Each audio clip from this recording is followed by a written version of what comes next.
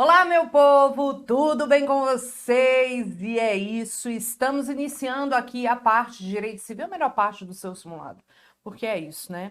Gustavo, um beijo para você, um beijo pro povo de Fortaleza, um beijo também pro meu querido amigo Eugênio e a galera que tá em Ariquemes, que é onde ele tá agora, né, gente, vivendo, não é isso, Eugênio? E um beijo para todo mundo que tá aí, ao vivo, acompanhando a gente agora com a correção do nosso simulado. Então, eu vou para as nossas questões de direito civil. Espero que você tenha mandado muito bem nas questões de direito civil. Questões mais tranquilas do que no simulado anterior, mas questões cativas de prova que você precisa prestar atenção, que é tema queridíssimo da FGV.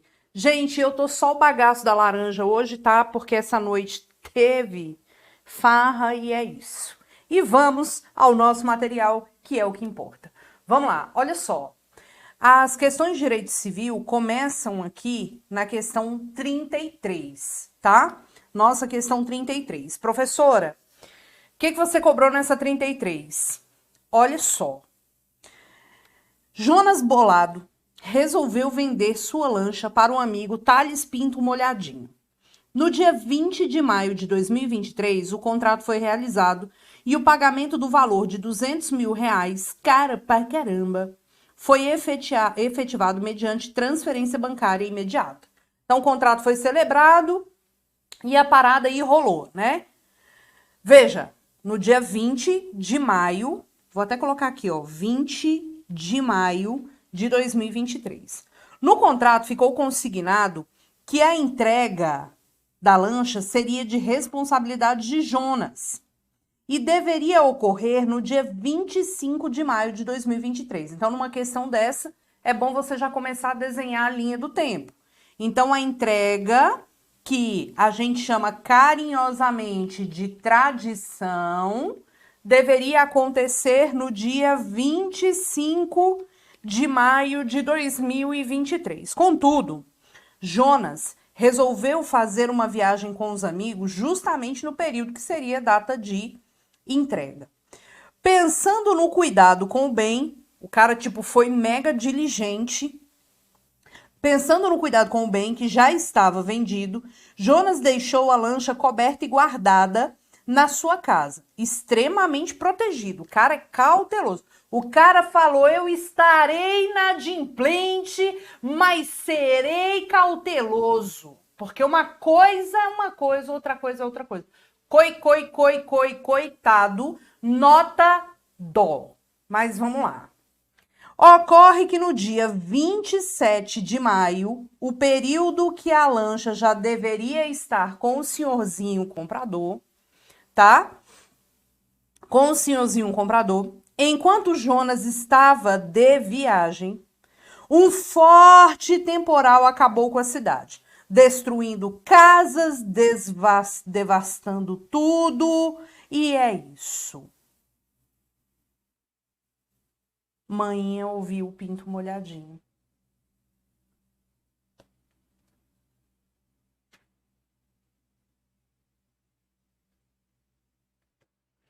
Vamos lá.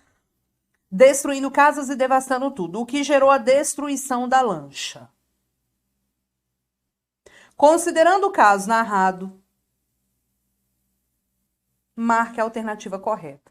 Galera do meu Brasil, vocês estão cansados de saber que, via de regra, o temporal, a chuva, o raio que caiu, o terremoto, o tsunami, a porra toda natural, vocês estão cansados de saber que ninguém se responsabiliza por isso, porque é um fato que, Brasil, extraordinário. Porém, contudo, todavia, se esse acontecimento aconteceu, se isso aconteceu no momento em que a pessoa já estava inadimplente, ele vai responder por perdas e danos, sim, ainda que se trate de um fato alheio à sua vontade. Porque na data daquele momento ele já estava, na data daquele momento ficou ridículo, naquele momento ele já estava inadimplente. A não ser que ele prove categoricamente que o bem teria se perdido se ainda ele tivesse efetivado o cumprimento da obrigação. Isso é uma questão que você não tem o direito de errar mais em exame de ordem, porque é uma questão que é assim, né, gente? A professora já falou 500 mil vezes. Então, marque a alternativa correta. Jonas é considerado devedor, não tendo responsabilidade sobre o bem, visto que a destruição ocorreu por fortuito. Essa seria a resposta se fosse antes do momento da tradição. O dia da tradição é aqui, ó, Brasil. O dia da tradição aqui, ó, 25/5, tá? Então, beleza. Jonas tem o dever de devolver o valor pago por Tales integralmente, restando o prejuízo pela perda do bem para ele. É isso mesmo? Ah, ele só devolve o dinheiro e fica elas por elas? Seria isso se não houvesse a incidência das perdas e danos. Seria isso se o fortuito tivesse acontecido antes do momento da tradição.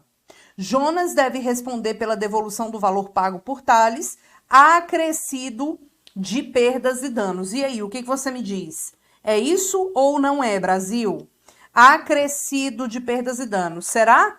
Jonas deverá devolver metade do valor do pagamento efetuado por Tales. Tipo assim, meu filho, você não me entregou o bem no dia, agora eu vou te devolver só o valor porque o bem se destruiu. Conte-me mais sobre esse momento. Ridículo, né? Então, C de corretíssimo. E aí, o pessoal nem colocou o gabarito para nós aqui, né, Brasil? O povo nem colocou o gabarito. Qual que é a resposta aqui deste gabarito? Letra C de casa. Professora, e qual é o artigo relacionado? O artigo aqui é o nosso 399. Veja, o 399 é o artigo que estabelece exatamente... Deixa eu ver se tem um comentário aqui para o final. Ah, tem. Deixa eu fazer daqui, ó. Peraí, Brasil.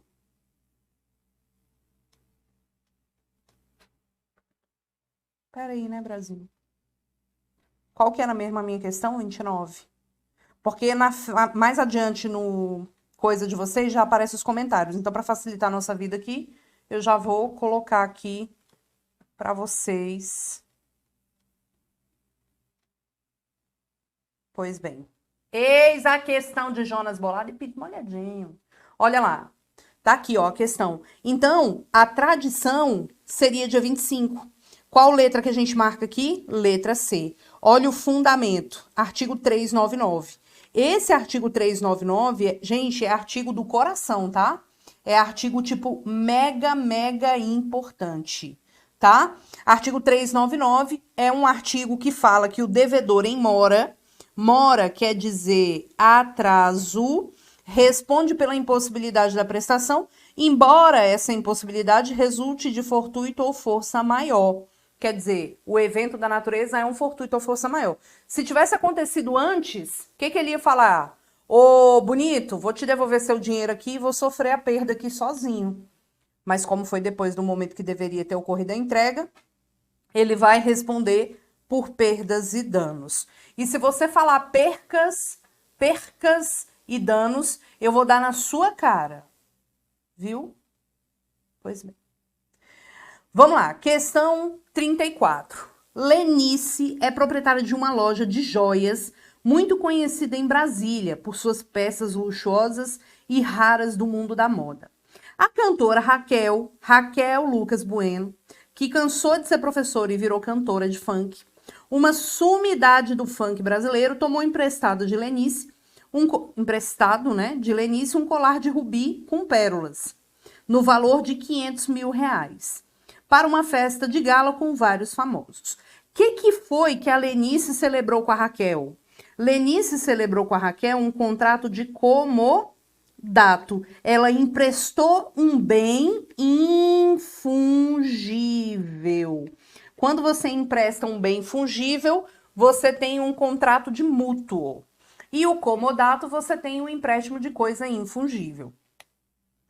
Para uma festa de gala, ocorre que houve um apagão geral na festa e fizeram um arrastão no local. Levaram praticamente tudo dos artistas presentes, bem como o colar que estava com Raquel.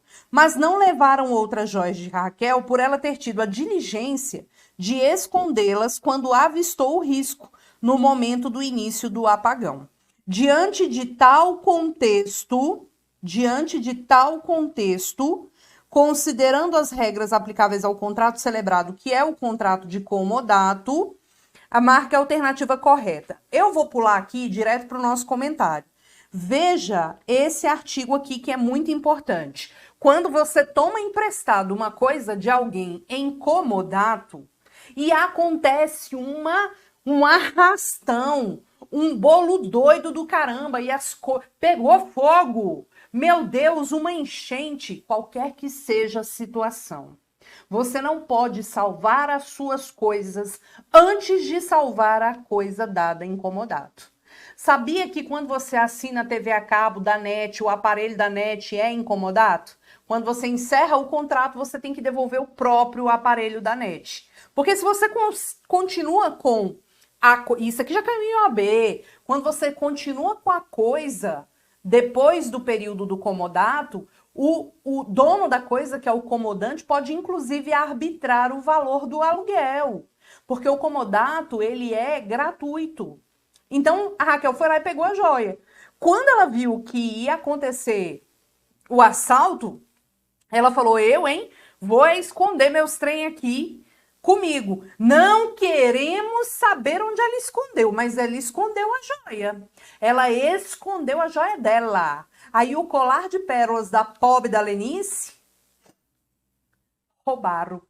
E aí, o que rola aqui no artigo 583? Se correndo risco o objeto do comodato, que no caso aqui é a joia, juntamente com outros do comodatário, antepuser o comodatário, a Raquel, a salvação dos seus, abandonando os do comodante, responderá pelo dano ocorrido, ainda que se possa atribuir a fortuito ou força maior. Pois muito que bem. A Raquel pegou e saiu escondendo. Não queremos saber onde ela escondeu, mas ela escondeu as joias dela. E o povo roubou apenas o colar da Lenice. Então, o que a gente vai observar aqui? Trata-se de contrato de comodato, devendo Raquel responder pelo valor do bem perante Lenice. Ela vai responder sim, porque se ela tivesse tido a mesma diligência que teve com os bens dela para com o colar da Lenice, isso não tinha acontecido. Então, ela vai responder por isso sim. O artigo 583 é o artigo que fala da responsabilidade civil do comodatário. Tá? Do comodatário. Beleza?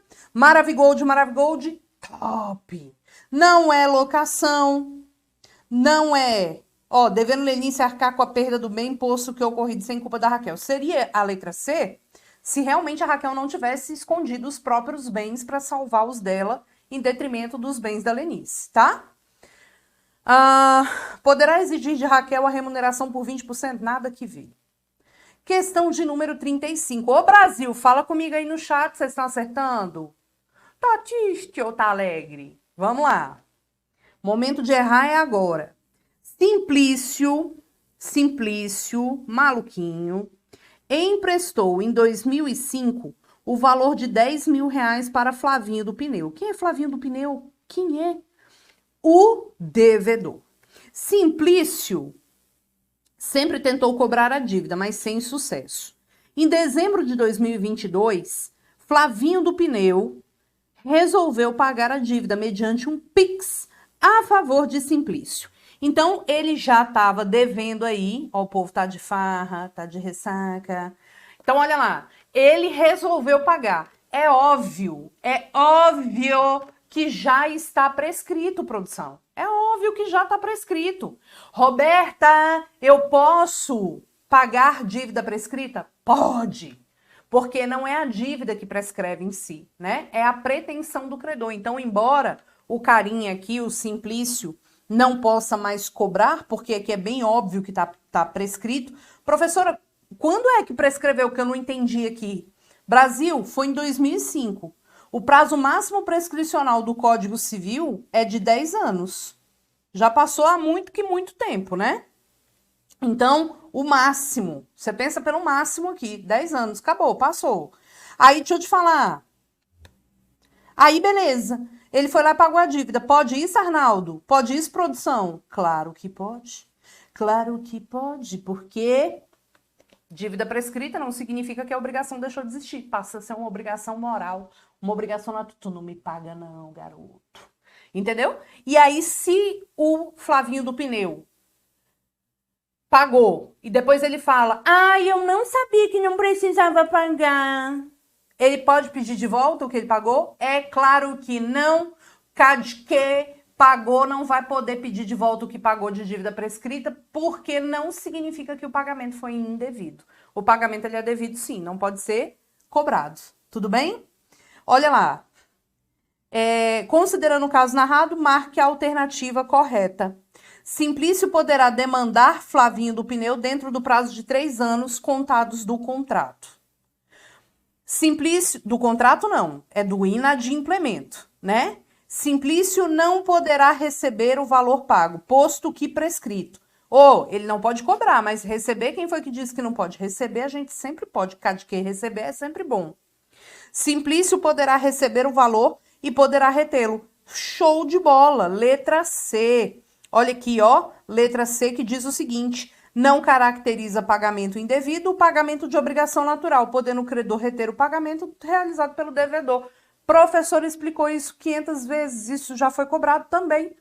Olha lá, Flavinho do Pneu, diante da prescrição operada, não tinha o dever de pagar a dívida, podendo exigir de volta o que se pagou, mas é nunca na hora do Brasil. Por quê? Aquele que paga dívida prescrita está pagando uma dívida que existe. E não tem essa história, não, de pedir de volta. Palhaçada. Professora, você não marcou aqui o prazo de 3 anos, por quê? Porque não dá para a gente estabelecer aqui o prazo de 3 anos, porque aqui o contrato é de empréstimo, é de mútuo, e o prazo não é de 3 anos, ok? Então, questão 35, se você quiser dar o print nesse rabisco da prof, fica à vontade. Questão de número 36. Eu também coloquei aqui, ó, 882 do código, que não se pode repetir o que se pagou. Repetir significa devolver o que se pagou para solver, pagar dívida prescrita ou cumprir obrigação judicialmente inexigível. Vamos lá, 36. Lino Cansado da Silva é casado com Marcilene Fortes Dores, sob o regime da separação obrigatória de bens. Produção, quando é que a gente tem o regime da separação obrigatória de bens, que é um regime imposto pela lei, Brasil? Quando é que a gente tem o regime da separação obrigatória de bens? Olha lá, artigo, deixa eu ver se eu coloquei aqui para você, não coloquei. Mas quando é que a gente tem aqui o regime da separação obrigatória de bens? Quando a pessoa casa mediante causa suspensiva, lá do 1523, quando a pessoa tem mais de 70 anos, ou quando a pessoa necessitou do suprimento judicial para o casamento, tipo apressadinho demais, né? Louquinho, Paraguaçu, e aí tá querendo ali a questão do casamento logo. Nada a ver. O casal teve 3 filhas, Neusaldina, Aspirina e Cataflã, todas maiores e casadas. Lino tem ainda um filho do primeiro casamento, que é o Doril Leonil, também casado. Lino, durante toda a vida, conquistou um vasto patrimônio, atualmente no valor de 5 milhões de reais. Em abril de 2023, Lino faleceu. Considerando a abertura da sucessão de Lino, marque a alternativa correta. Meus caros amigos, eu quero que você lembre da ordem de sucessão hereditária, de vocação hereditária. A herança do morto vai para os descendentes em concorrência com o cônjuge sobrevivente. Então, tipo, vai para os descendentes, mas o mozão leva uma parte. Só que o mozão não vai levar uma parte, se for casado no regime da separação obrigatória de bens, que tem previsão no 1640. Então, neste caso aqui, a herança do Lino vai ser dividido somente entre os filhos, tá? O cônjuge aqui, a Marcelene Fuertes Dores, não vai receber nada. A herança vai ser dividida pelos filhos. Quantos filhos ele tem? Ele tem Neusaldina, Aspirina, Cataflã e Doril. Ele gostava muito de remédio. E aí, quase que foi o nome do pessoal lá de casa, gente. Meu pai adora um remédio. E aí, o que acontece? Muita gente fica assim, os filhos do casamento, filho fora do casamento. Filho do casamento tem mais direito que filho fora do casamento. Isso não é verdade. Isso não é verdade. Filho é filho. Pode ser do casamento, fora do casamento, pode ser de Marte. Pode ser alienígena. É filho, tem direito. Então, nesse caso, a herança será dividida por 4. E a gente fica aqui com a letra D. A herança de Lino deve ser partilhada por 4 em cotas iguais, destinadas apenas aos filhos. Tudo bem? Show de bola. E vamos seguir o bonde aqui. Vamos para mais uma correção aqui. Questão 37. Aguinaldo sempre foi um homem muito equilibrado em suas finanças, mas nunca ligou muito para casamento e filhos. O desapegado, né, Brasil? Teve vários relacionamentos afetivos, mas nenhum foi próspero a ponto de gerar uma família. Levando uma vida voltada aos negócios, sempre conviveu bem com seus 3 irmãos e seus 8 sobrinhos. Pensando no bem-estar de todos, elaborou um testamento público partilhando seus bens em 11 cotas. 8 sobrinhos, 3 irmãos, destinados a cada irmão e cada sobrinho. Pode isso? Pode. Por quê? Porque ele não tem herdeiro necessário. E quem não tem herdeiro necessário pode dispor de 100% dos seus bens. Quais são os herdeiros necessários? Descendente, ascendente, cônjuge ou companheiro. Ele não tem. Por uma infelicidade, Aguinaldo foi acometido por uma doença e foi desenganado pelos médicos. Faleceria em poucos dias. Já internado, aguardando o falecimento, Clebson, com 30 anos, apareceu se dizendo filho de Aguinaldo, o que fora constatado pelo exame de DNA. Sem conseguir refazer o testamento, Aguinaldo faleceu. Considere os fatos narrados e marque a alternativa correta. Pessoal, se você tem um testamento e você dispõe, né, uma cota patrimonial em um testamento e depois você descobre herdeiro necessário, o que a gente faz com esse testamento? Rompe o testamento. A gente rasga o testamento. Porque não dá para a gente saber se a vontade daquela pessoa seria a mesma se ela soubesse da existência de um herdeiro necessário. Então, se eu não tenho o herdeiro necessário e eu faço um testamento ultrapassando a cota, ou eu faço um testamento e o herdeiro necessário surge depois, é caso de rompimento do testamento. A gente marca aqui qual letra?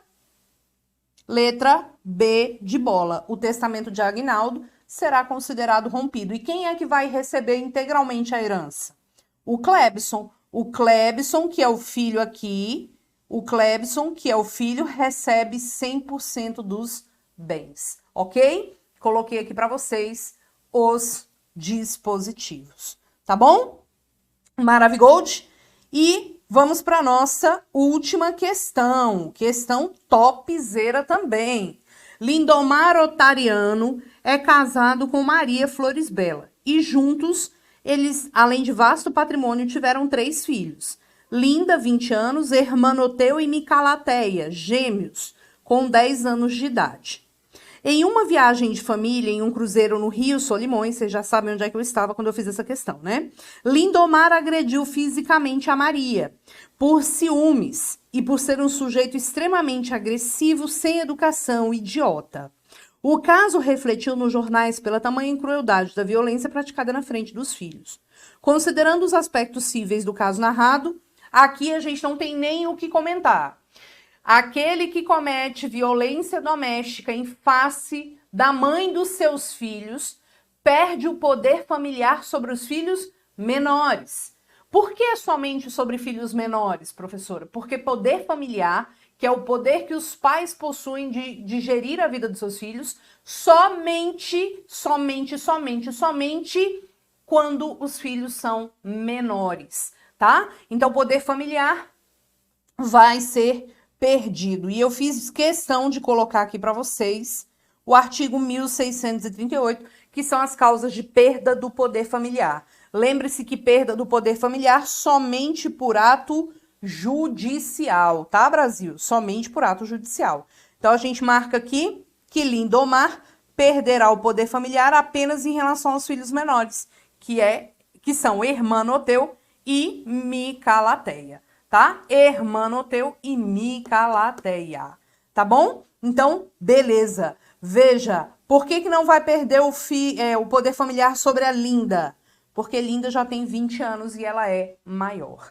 Certo, meu Brasil brasileiro? Coloquei aqui para vocês essa questão da violência doméstica e a perda do poder familiar foi incluído aqui no ano de 2018 com o parágrafo único do artigo 1638, que vale a pena dar uma lida e que também já foi objeto de cobrança no exame de ordem. E é isso, produção, a melhor parte do seu dia já passou e vocês sigam firmes e fortes e mandem para mim aí no chat se vocês mandaram bem em civil ou não. E qualquer coisa, tô lá no Instagram, @prof. Roberta Queiroz, e também com o canal Topzera aqui no YouTube, que é Direito Como Nunca Se Viu. Beijo no coração, fiquem com Deus, até a próxima.